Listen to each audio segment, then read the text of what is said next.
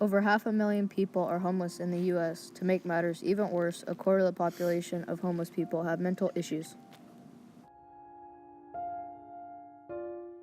We all feel bad for them, but we don't know what to do to make their lives better, which leads to the issue of what America should do about it. Some people want to give them money. Some people want to make more homeless shelters. Others don't want to do anything about it and ignore this homeless crisis. Many people want to help the homeless. According to Debate.org, 79% of the U.S. wants the government to help.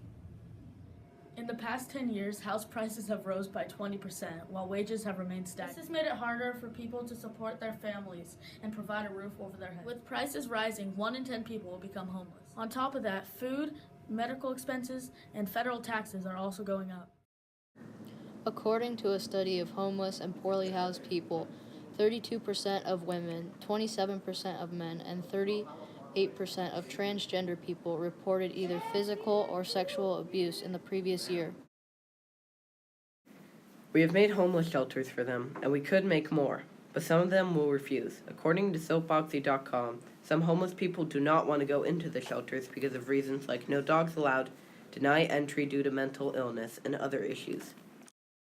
According to the National Law Center on Homeless and Poverty, more than 90% of homeless women are victims of sexual abuse, and escaping that abuse is the leading cause of their homelessness. Substance abuse is usually a cause of homelessness. Addictions to drugs and alcohol tend to mess up relationships with friends and family and often cause people to lose their jobs and homes. Most people think of homeless people as drug abusers or alcoholics. The truth is that a lot of homeless people do struggle with substance abuse, but people should see this as a sickness, and it should require a great deal of medical treatment.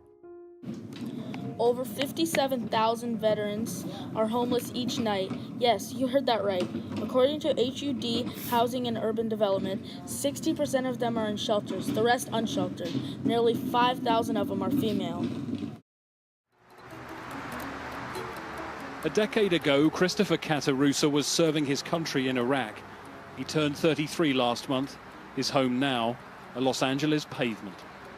It was never an issue when I was serving because when I was serving, as soon as I get out of here, it's going to be Job City. And it was like that. You know what I mean? Till run into problems. The government don't even take care of the people, much less the veterans. You know what I mean?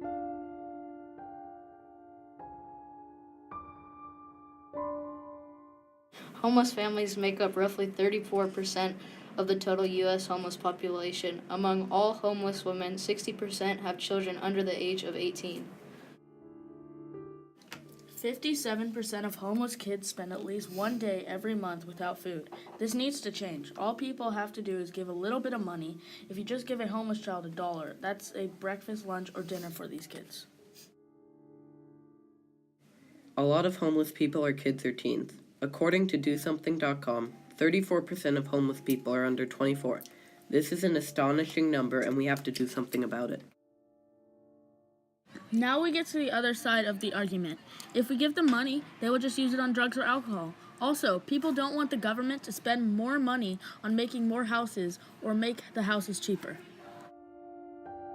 According to the San Francisco Chronicle, right now taxpayers are paying $44,000 per homeless person a year because of reasons like homeless shelters, people calling the cops on them, and medical expenses.